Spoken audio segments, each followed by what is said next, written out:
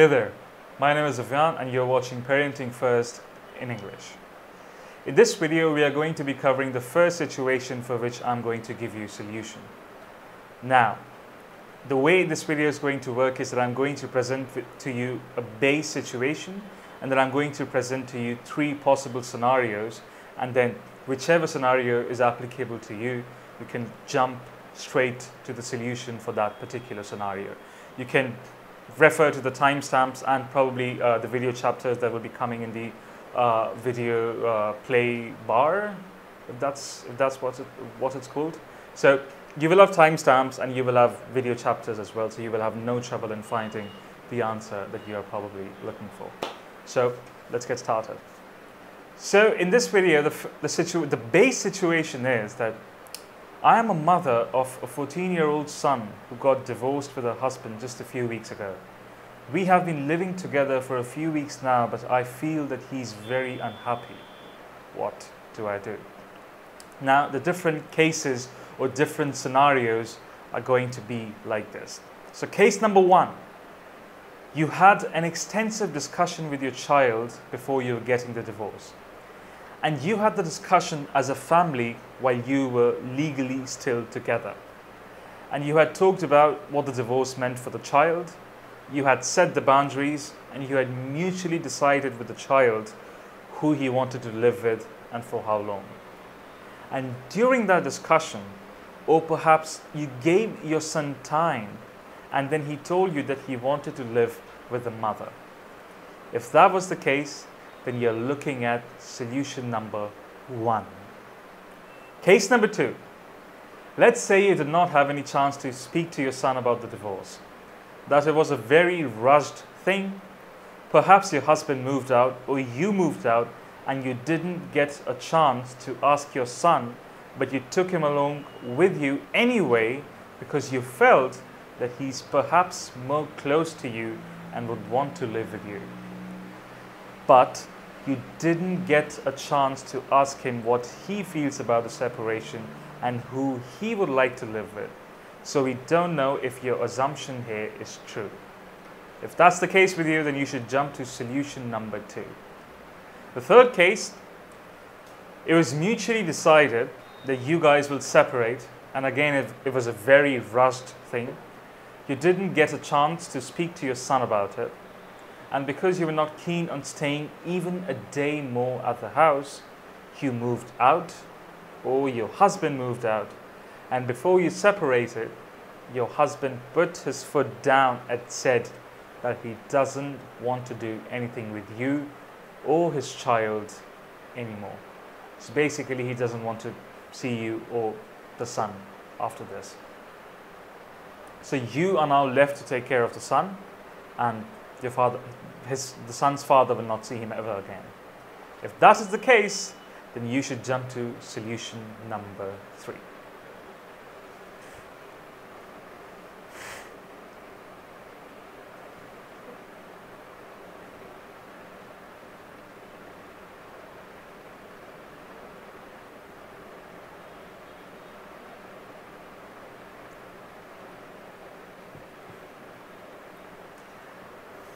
Solution one.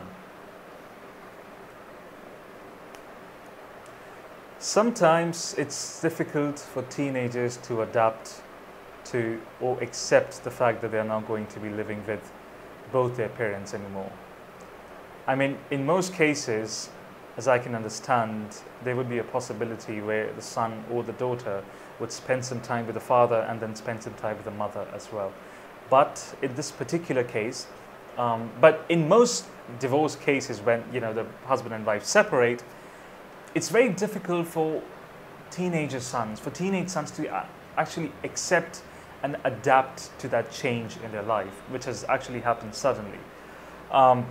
If divorce was something that you had been talking about to your son as well for the past couple of years, then, I mean, even in that case, it wouldn't make a difference. And because they have seen you two live together, because they have seen themselves, and because they have seen the three of you or the four of you live together as a family for as long as they can remember, it's very difficult for them to adapt to that particular change. You must understand that separation means that, you know, there are two most significant people in the child's lives. That is the father and the mother. And once the separation happens, the one significant person has actually just gone away. So sometimes it's very difficult for teenagers to adapt. And if you have noticed that, you know, your teenager is very unhappy, or he is not able to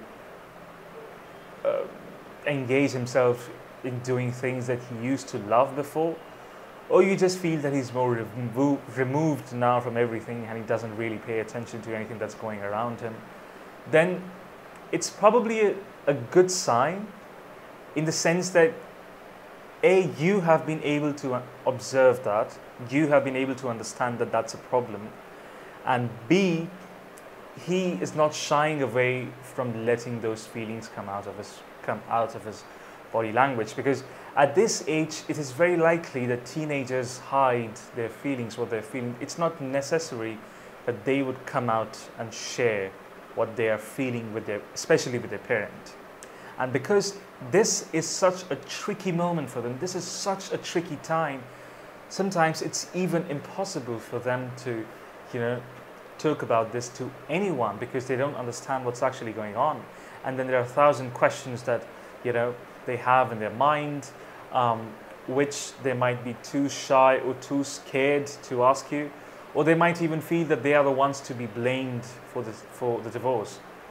So I would say that it's a very good sign that you have observed that your son is unhappy, but then you should take appropriate steps in order to ensure that you understand what's actually going on. So the first thing that you should do is communicate with them. Now, after you have separated and your child is living with you, it's very important for you to establish a bridge of connection with your child. I have created a particular video on how to establish a bridge of connection, a bridge of communication with your child, which you should be able to find a card of in somewhere here, so you can check that if you want. By a bridge of communication, I mean that you should be in a position where you are able to communicate with your child in such a way that you explain or you talk to him and then he responds to you. It shouldn't be that you are the only one talking and he's just listening to you. So you should be at such a comfortable position with him, and moreover, he should be in that comfortable position in his life where he feels comfortable or secure in sharing his feelings with you. Now, the first step in order to establish the communication bridge is for you to understand what's actually going on. Look, you are the parent, you are the mother of the child, so you must understand what is he going through. So before you even talk to him about how he's feeling or what he's feeling, or, you know, the emotions that he's going through, it's very important that you observe him. Observe his body language. Observe how he responds to you. Observe how he talks to you. You know, whether his attention span has decreased significantly. Try to understand what are the things that interest him now that there has been a significant change in his life. Get him into conversations. Get him to talk about really random things like, hey, did you enjoy that pizza? You love that pizza from that particular diner, or, you know, you love going out to this place. Shall we go to that place tomorrow? Or something like that. So before you even kind of get him into a conversation where you're asking him, okay, what's wrong and what are you feeling and all that, just try to understand from his body language, from the way he's behaving with you, try to understand what is it that's going on in his mind. It's very likely that you as a parent would be able to identify most of the problems the moment you start analyzing and understanding his body language. Now, I know that it would be very extremely difficult for someone like you, for a parent who has just undergone divorce, right? Who is just recovering from the feeling of separation from their better half. It's probably one of the most difficult times of your life. But you must remember that you are a mature individual. You are an adult.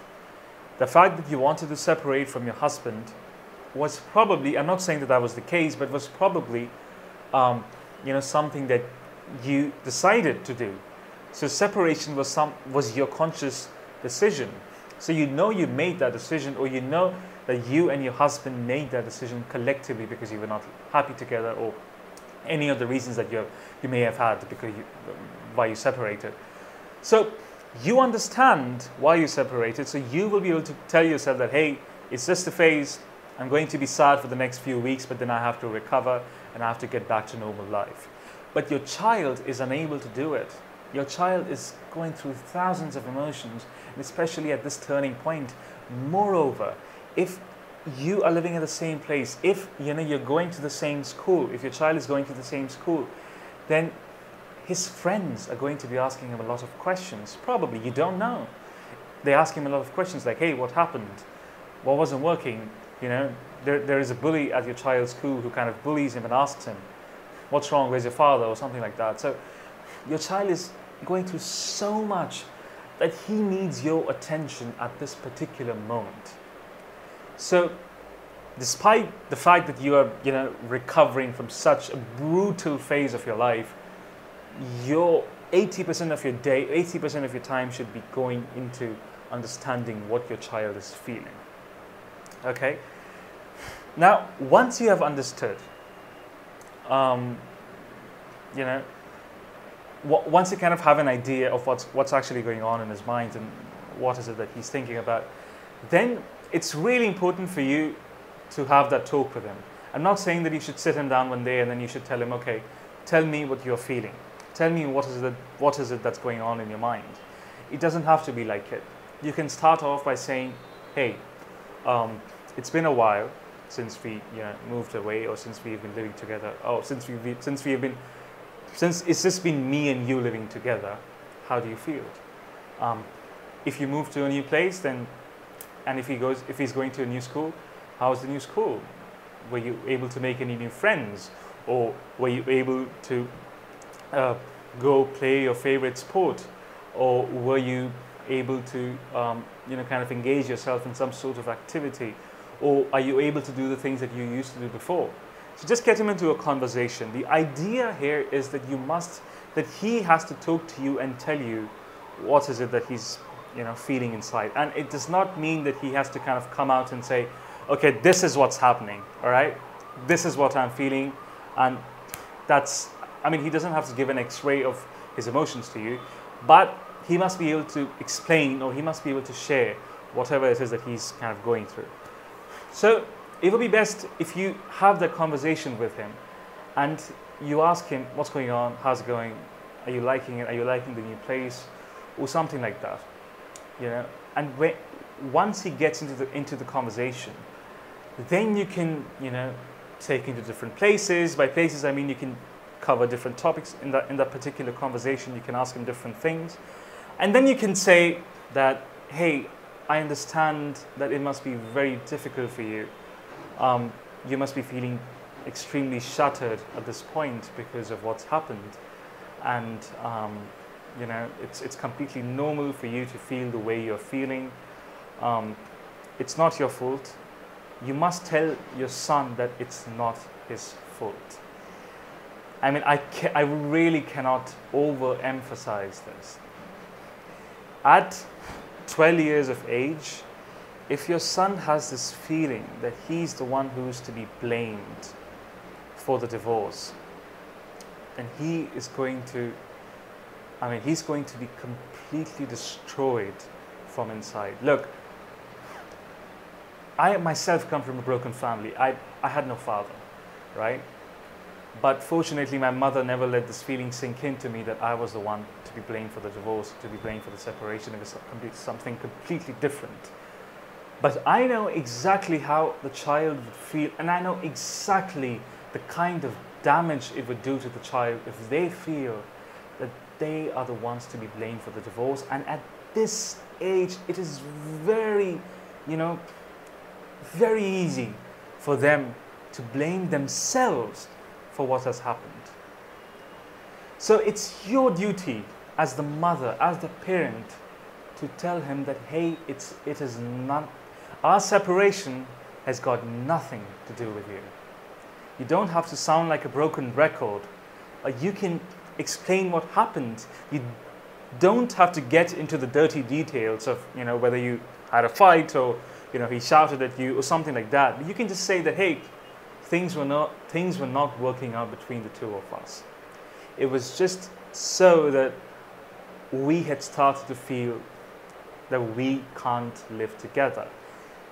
Explain to him what you felt in the most, basic way, in the most understandable form. Explain your feelings to them like you would do it to a 5-year-old child.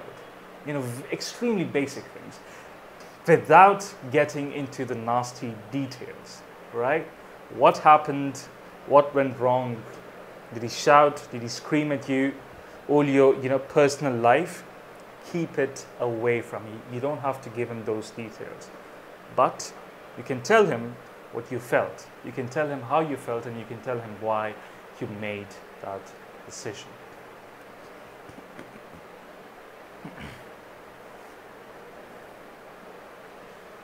And while it's important for you to ask him questions around how he's feeling and what he's feeling and stuff like that, it's also important for you to give him space and give him some time.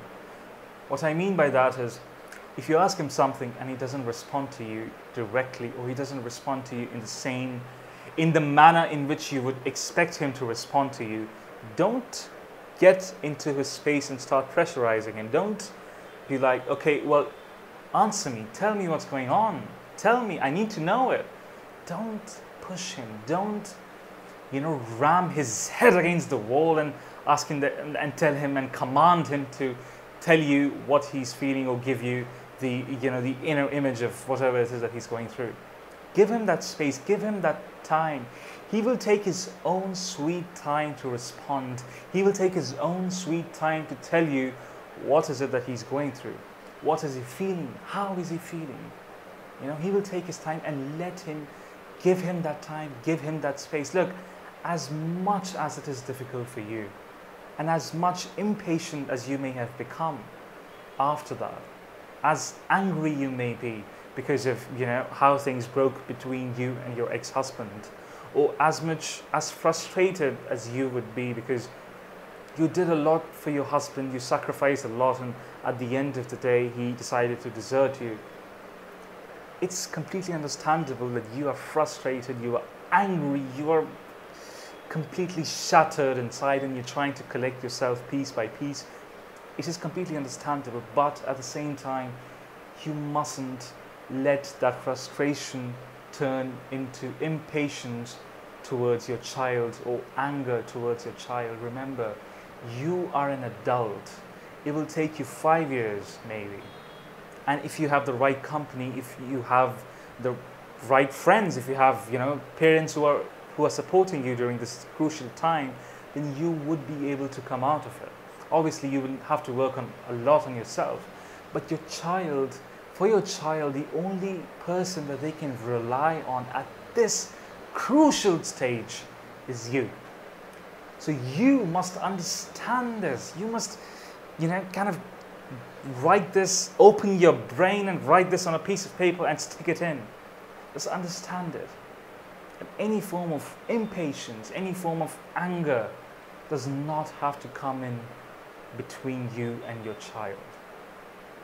You need to be very clear, very patient, and very loving, and very caring, and very, kind of accommodating towards your child. Second solution is that you should spend time with him. Look, as much as you would need your own space, your own time to, kind of recover from what you have been through, it's also important for you to give that time to your child. Now, the only reason why I say that is because, look, for a 14-year-old, it's obviously very difficult to recover from something like this. And because they don't have anyone to talk to about this, or because they don't have anyone that they could probably trust in, when it comes to sharing what they are feeling, it is important for you to be present with them, because you might have a friend, a parent, a colleague, or a mentor that you could probably talk to and understand, and that person will be able to guide you. If you don't have that person in your life at this moment, at this crucial stage, then you must definitely, talk to a friend about it, because it's really very important for you to stay stable.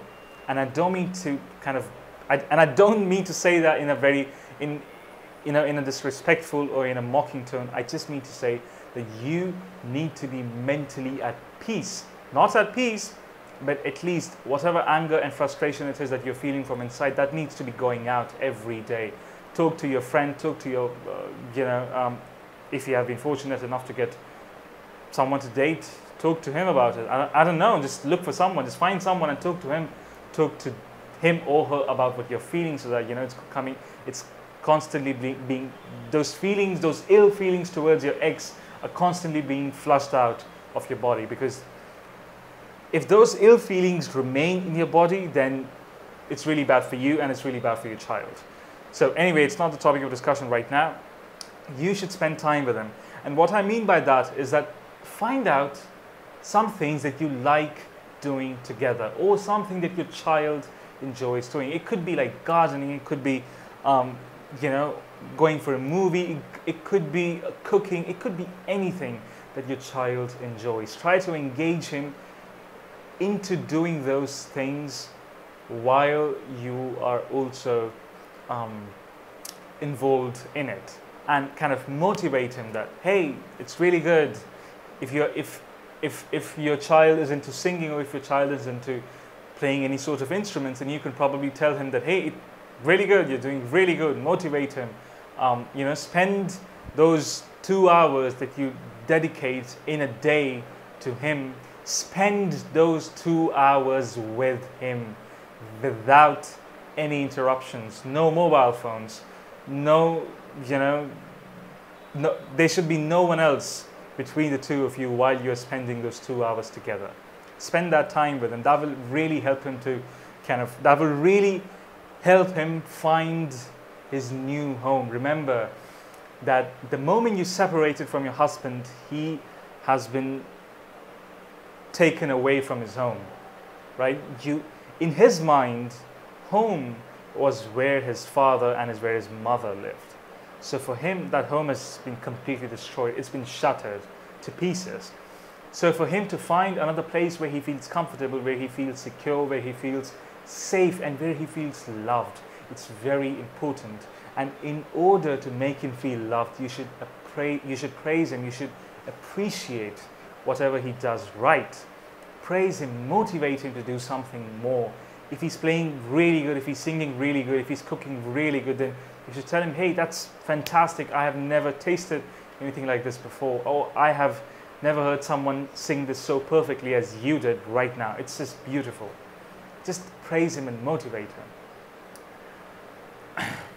The third point, the third solution actually is don't bad mouth the other parent. Listen, your ex-husband was a really bad person, right? You didn't like him, and most importantly, he didn't deserve you for all the goodness that you have inside of you.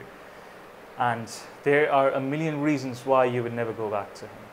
And there are a billion things that he must have said or he must have done that would have hurt you, and that would have made you feel really, that would have made you feel kind of hollow from inside. That would have,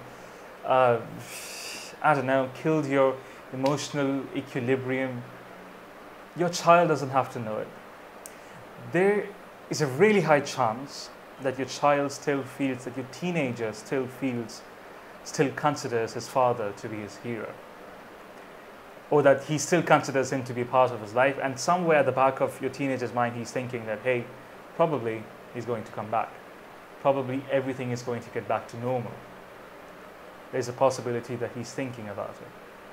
So in that case, you don't want to be bad mouthing your ex-husband in front of your child. That would be a disaster. That would be like, something that you would never be able to get out of. That would be the biggest mistake of your life, because The moment you start saying bad things about your ex-husband to your child, that very moment your child would feel that you are trying to sort of subconsciously influence him to not go back to his father, or you're trying to separate him from his father because you feel that the father doesn't deserve the child, or the child doesn't deserve the father. So you would become the child's enemy. Don't bad mouth your ex. I mean, even if your child says that, hey, if your child is so mature, if he's so sharp, and if he comes up to you and says that, hey, mom, I understand that, the father wasn't that great of a person at all, and I've seen you guys fight, and I feel that what you did was right. Even then, you shouldn't say that, yeah, your father was, he's a terrible person. No. You can say that, yeah, the only reason why I separated from your father is because things weren't working out, and it wasn't right for us to live together anymore. So it would be better if you put it like this, that things weren't working out and we weren't happy together. That's a more rational explanation that your child will understand than saying that your father was probably one of the most terrible persons that I've ever met in my entire life. Solution number 4 is talk to his teachers and counselors at school in confidence. So what I mean by that is that, when you talk to the child's teachers, you're trying to understand what he's doing or how he's feeling when he's not at home, when he's not in that space, when he's not being observed by you, because he could feel that whenever he's at home, he's being observed, or you have your eyes on him constantly. So just to kind of understand, how his natural behavior is, how he's doing when he's not pretending, because it could be that, at this age, teenagers do tend to pretend, they do tend to put up a face in front of their parents, just because they think that they will be able to fool their parents, but it's actually not true. But it's, you can talk to the counselor at your child's school, or you can talk to the teachers and take them into confidence and tell them that, hey, this is what happened. I don't expect you to do anything with my child, but just keep an eye out on him. Like, tell me what happens. Is he participating in the school activities? Is he responding well to his classmates? Are there any classmates that are bothering him, or are they asking him a lot of questions about what happened? Or are they, harassing him or anything like that? Because these are the kind of things that your child wouldn't tell you. If your child is being harassed at school because of this, he's not going to tell you.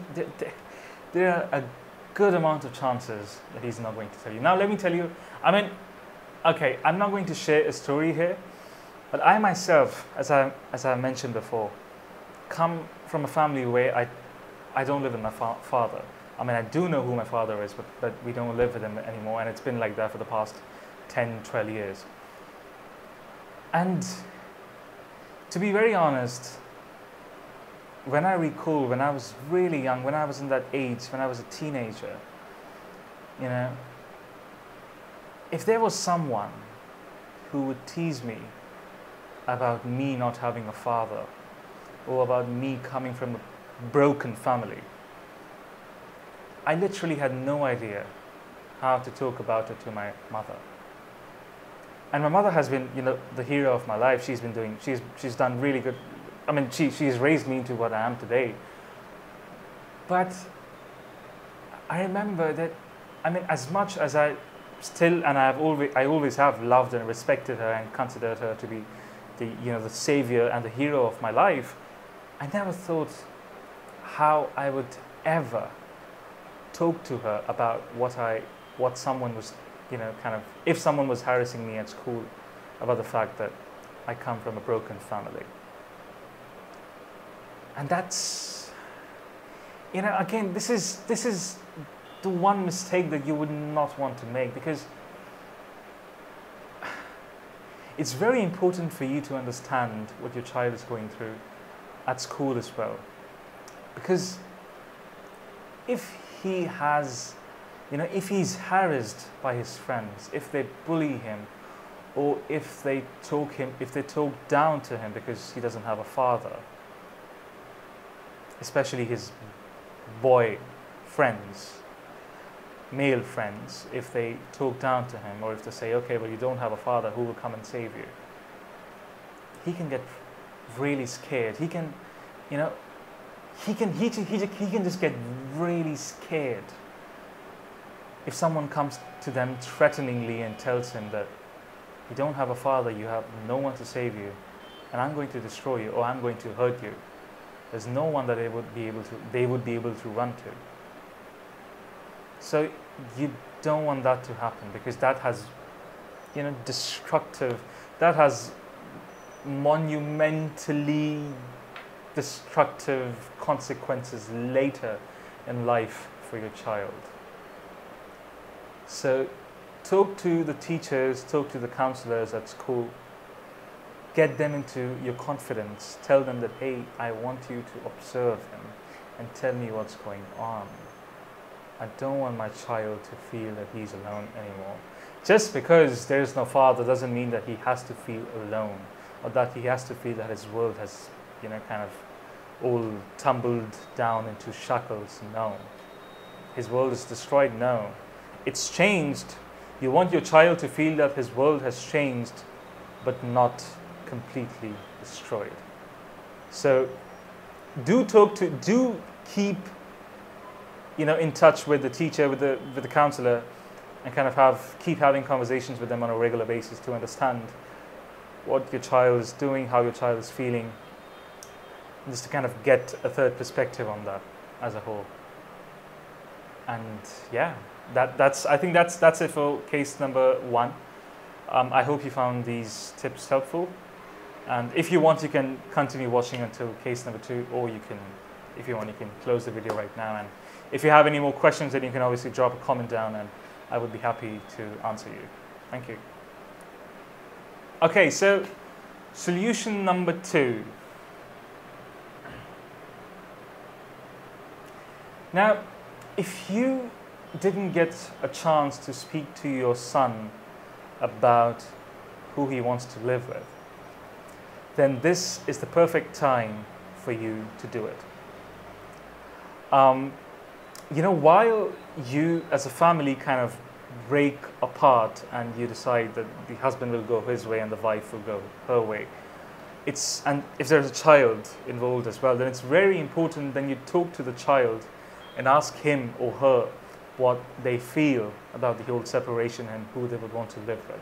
Obviously, you can explain to them that, hey, we are not going to be living together, and there are some reasons that you can't understand, and there are some reasons that you can. For the reasons that you can understand, here are those reasons, and for the reasons that you can't, I'm sorry, you're going to have to wait to be able to, you know, to get to an age where we can explain them to you. But anyway, it's really important for you to consult your child as well. And by consultation, I mean you talk to them and ask them, who do you want to live with? Like, pose that question to them. And at the same time, when you ask them that question, don't expect a straight answer. Don't expect that they would say, I want to live with mama, or I want to live with dad. Probably they like you both. They love you both, and you both have been really good parent to the child. You might not have been the perfect partner for your partner, but you have been the perfect parent. So it's really tricky for your child to kind of, you know, feel that, okay, how am I going to make this decision now? How can I decide who I want to live with? They would probably say, I want to live with the mother. And they start living with the mother for a few weeks, and then they realize that I want to live with the father. And then they go back to the father, they live with the father for a few weeks, and then they decide that I want to live back with the mother. So they keep oscillating between father and mother because they're unable to decide who they want to live with. And this is because they don't know what is it that they actually want. One, they don't know what they want because they're teenagers, because they're immature, because they haven't grown yet. And two, because they haven't been able to understand and accept the entire thing that has happened in the past few weeks, the change that has occurred in their life. They're unable to grasp that change, and that is the reason why they are oscillating between the father and the mother. So it's very likely that you brought your child with you, you brought your son with you, and then now you realize that he doesn't want to live with you anymore. But, and you can expect him to, when he goes back to the father, you can expect him to say to his father that, hey, I want to go back and live with my mother, which is completely fine. And I think that this is something that you should completely accommodate. If you can, if your conditions, if the situation allows, then you must let the child live with his father and with his mother. But the solution for this particular situation would be, the first tip is that you should talk to your son. Again, sit him down and really, instead of asking that, hey, do you want to live with me or do you want to live with your father? Just tell me right now. Don't do it like this. He's not an adult. Don't treat him like an adult, right? Don't expect him to be ready with a concrete answer on who he wants to live with. But yeah, sit him down and ask him, how are you feeling? It's been a few days, it's been a few weeks since we separated, and you and me have been living together for quite a while now, and I just want to know how it is that you're feeling. Tell me what's going on in that little head of yours. Let them share whatever it is that they're feeling, and whatever it is that they are going through. Let them share, and even if they don't share, just engage them in a conversation, and talk to them for as long as you can. Try to make them talk to you as well. And yeah, just ask their opinion about it. Like, ask them, hey, is it so that you want to go back to your father? Do you want to live with him? Give him that option, and don't pressurize him into saying no to something. And you shouldn't pressurize him. You shouldn't pressurize him to either say yes, that I want to live with my father, or no, I don't want to live with my father. You might want your son to be living with you because you're fond of him, and for whatever reasons. But your child may want to live with both his parents. So he might want to go back to his father. So you must give him that option, and you must give him that opportunity to decide who he wants to live with. And second, just kind of give him some space, and give him some time to understand things. His mind is probably not as sharp, and he's not able to compartmentalize and take decisions as quickly as probably you are able to, because obviously you are the parent, you are the mature adult, and he's just a child. So give him his space, give him his time to understand what is it that he's feeling, how he's feeling, and whether he wants to do something. Like, just give him his space, give him his time to understand what he wants out of life, what he wants to do, whether he wants to continue living with you or he wants to live with his father. So give him his own sweet time and space to decide. Don't pressurize him.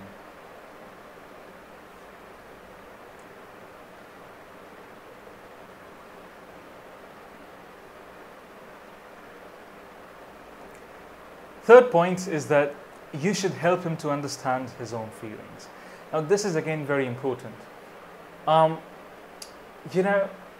You as a parent probably has a friend, or have a teacher or a counselor, mentor, parent, anyone who you are talking to, and they're kind of that friend of yours who knows what you're going through and is supporting you through this crucial stage, knows what you're feeling, and has kind of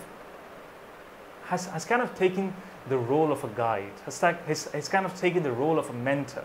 That friend of yours is mentoring you, is guiding you that, yeah, you should do this, you should do that, and this is how you should deal with this kind of emotion and everything, because they know you. And for the child, you are their guide. For your 12-year-old son, you, the mother, is their guide through this difficult stage. So, you must help him understand what he's feeling, validate his thoughts, validate his emotions, tell him that, hey, whatever it is that you're feeling is right. Obviously, you shouldn't blame yourself. Tell him that if you feel that the separation was because of you, then you're wrong. It's not true. The separation has nothing to do with you. But if you feel that my home is destroyed, I don't know what to do, I'm not sure if my father and my mother will ever get back together, in that case, just validate his thoughts and tell him that, yeah, you're right. It's very natural for someone like a 12-year-old boy to feel what you're feeling at this moment. It's completely normal. So it's not like, you're having these emotions from out of the world. You're just a human being, and that is how we all feel. So validate his thoughts, help him understand that what he's feeling is right. Don't let him get into that zone where he's questioning himself and where he's constantly kind of making himself or self-sabotaging, so to speak. And by that I mean he's not constantly telling himself that whatever it is that he's feeling is wrong. You don't want him to feel that what he's feeling is wrong. You want him to know that what he's feeling is completely natural. So validate those emotions for him. And fourth point, if he comes up to you and says, yeah, I really want to go back to my father, and this is what I want to do, and I really cannot live with you, or I want to kind of live 15 days of the month I want to live with you, and 15 days of the month, the next 15 days I want to live with my father, which is completely okay. A child can have a demand like this, and you don't have to worry that a 12-year-old or a 14-year-old boy is going to do like this for the next 6 years of his life. No. For the first few months, he would live with you, and then he would live with him, and then he would come again and live with you, and then he would go again and live with his father, and then slowly he would understand. He himself would understand that who he's close to, and then he would say, okay, I don't want to go back. So the first few months, I would say that you should give him the option that he can live with you for as long as he wants to, and he can live with his father for as long as he wants to live with him as well. So you should give him that opportunity, and you should also talk to your ex about it. You should talk to your ex-husband that, hey, this is the case. This is the decision that our son has made. My God, our son has made. So what should we do? Let's fix up something, and then you can come and pick him up, or I can drop him off somewhere, and then you can take him from there. And give your son that space that he has the liberty to live with you and your ex-husband, and then kind of decide who he wants to live with. All right. Okay. Solution number 3. Now this is probably one of the most difficult scenarios. The father decides to desert the child and the mother forever. And how would you actually explain to your child that, hey son, your father doesn't even want to see your face anymore? It's probably one of the most difficult things to tell your child. And while it may seem easy to hide the fact from your child that his father has said something like this, especially in the case where the child thought his father was his hero. It could be that the child is still thinking that his father would come back one day and everything would be back to normal. Or it could be that your child is feeling that, probably my parents are just taking a break. They would come back they would kind of, my father would come back, or my mother would go back to the father, and then we would be living together again, and it would be a happy life thereafter. But that that's not the case. You know that the father doesn't want to do anything with your child.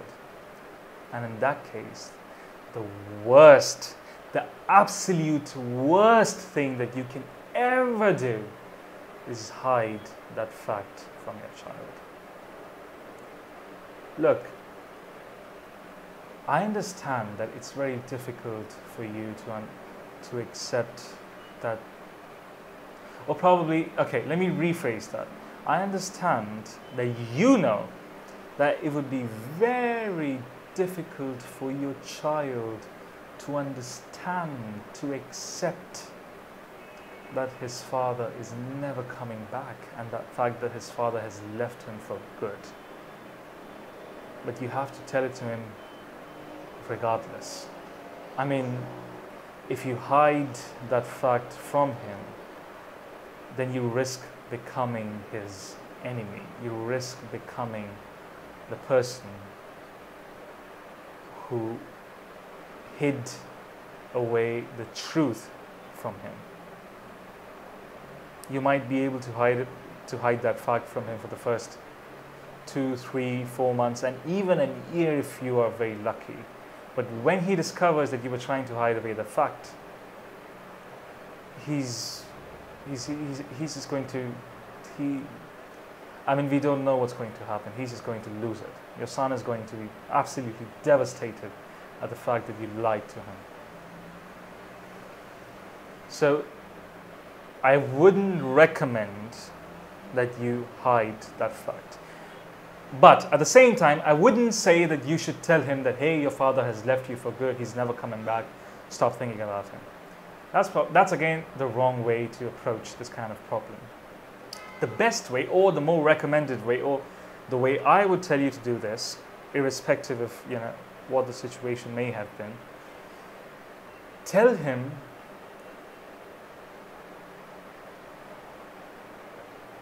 okay, first you must prepare him for this, to face his reality, right? Sit him down, get into a conversation with him and tell him that, hey, son, there's something really important that I have to tell you, which is this. Your father has left us. The father has left the two of us, and he said that he's never coming back for anyone, for both of us. He doesn't want to be with us anymore.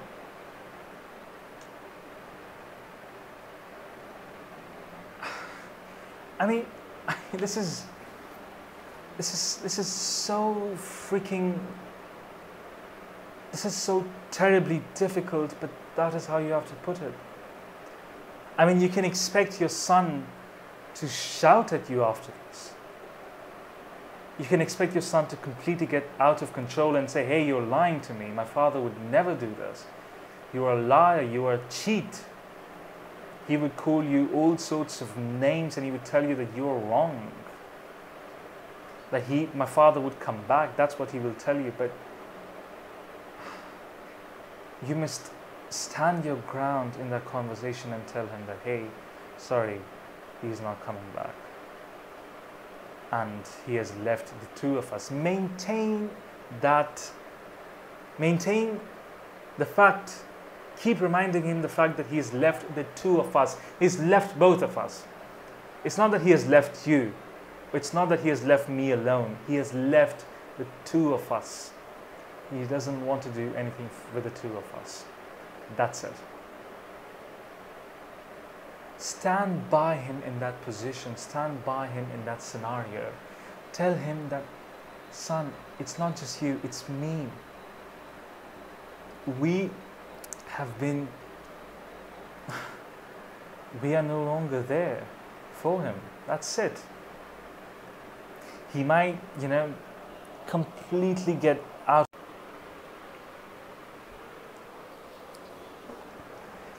He might get completely out of hand. He might start throwing things away, and he might, curse you. He might even say that it's you. The entire reason why we broke off as a family is because of you. It's you who's at fault.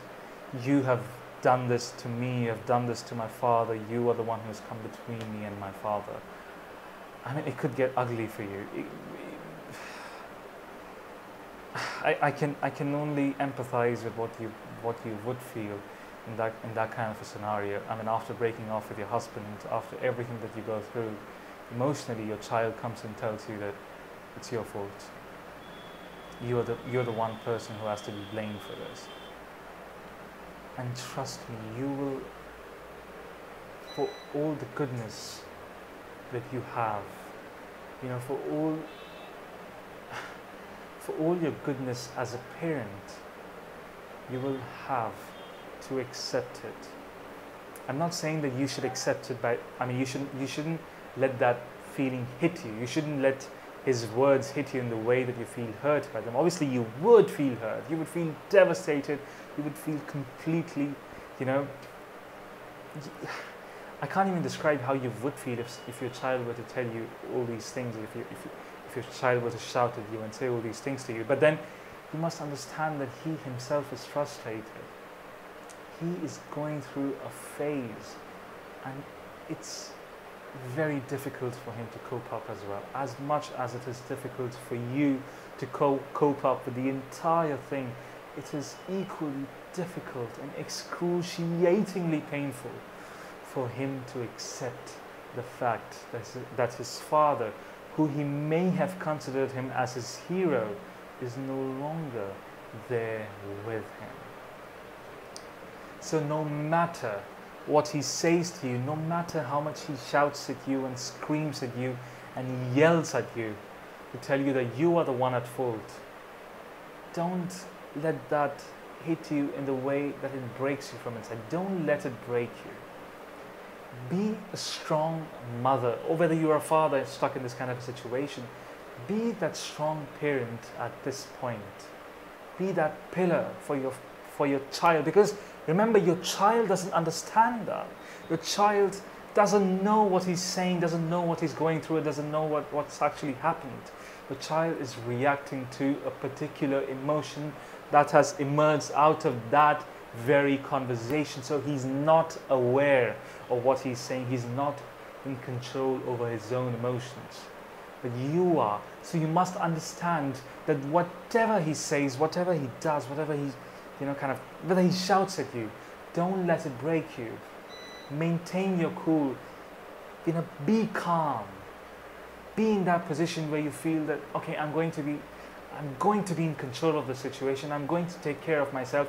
I'm not going to flip out over this. I'm not going to cry. I'm not going to break because my child is telling me that I'm the one at fault for this. It might be so that you might feel that, why is my child doing this to me? But you don't have to break down on that day. You must be very stable. You must be very calm for your child. Because remember, your child would curse at you, your child will shout at you, your child will hate you for the next few days, weeks, even months. But then, because you are there with him, because you stand by him when his father is not there with him, because you stand by him and because you look out for him, because you take care of him, he is going to realize one day that this is the only family that I have. And he will change. Trust me, he will change. You can, if things completely go out of hand, you can obviously get a counselor in. You can, have your child talk to a counselor, and all that stuff you can do. But then you must understand that as a parent, you must stick to your ground at that point. It's very difficult for you. It's going to be like one of the most difficult tasks that you have ever done in your entire life. It's like climbing a really high mountain.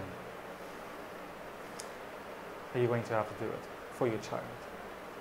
Or you can just decide that you don't want your child. So I would say that in this case, stand your ground, maintain your cool, and keep explaining to your child rationally and practically. It might be very difficult. Unfortunately, this is how it's going to be. My mother made a lot of decisions when I was young. My mother made a lot of decisions about me, and I had no idea what she was doing. Sometimes I even doubted her. Sometimes I even felt that why can't we live like a normal family together with my father? And sometimes I even hated her for this. Sometimes I even hated her for the fact that I had no father. And she could never occupy the role of a father, although she has done everything that she could to make sure that I never felt I never felt the absence of a father in my life. But then, you know, mothers can't really do everything. Neither can fathers. Fathers can't take the place of a mother, and mothers can't take the place of a father. But now, when I look back, you know, I feel that every decision that she made was right. Everything that she did was right, was absolutely right, because if she hadn't done it, I clearly would not have been sitting here. I clearly would not have been half the person that I am today. So it's not like kids don't understand. Kids do understand that. They don't understand that at the moment because their mind, the mind is growing. There's a turmoil going on inside their, you know, mind and in their hearts. So as much as it would sound very difficult, you know, as much as it would sound like something impossible to do, you must stand your ground. And trust me, if you stand your ground, if you're there for your child, if you're there to guide him, to explain to him how things were, and if you're able to guide him to kind of come out of that problem, and if you're able to guide him to start being happy again, he's going to love you for the entirety of your life, and he's going to be indebted to you. Trust me. And with that, we come to an end for today's video. It was a very long video. I have been sitting on this chair for the past 1.5 hours. I don't even remember how long. But I hope you found this video useful, and I hope you particularly found this particular section useful, because it took me hours to kind of understand how would a parent who's stuck in this situation in case 3 would, you know, kind of come out of the problem. So I hope you found the video useful. If you did, please leave a like. Please subscribe to the channel if you want to. If you want to, you know, kind of if you want to be updated about any of these videos that I keep posting. And I would try and make more of these videos as much as I can, because I know that, you know, these videos actually take a lot of effort to be made, but then at the end of the day, they help you a lot. So I want to help you as much as I can. So I'll try and make more of these videos as much as I can. And yeah, that's about it. If you have any question, if you think I didn't clarify a particular point, or if you have any feedback or anything, you can just leave a comment down below, and I'd be happy to respond to that. I also have been thinking around of creating a, you know, kind of a WhatsApp, or sharing my WhatsApp number, and then you can probably share your particular question with me, and then I can create an entire video around your situation. But I'm still kind of figuring out the technical aspects of it, so I hope that it would be up there soon. And until then, thanks for watching. I hope you found the video useful, and stay happy and stay motivated. Cheers.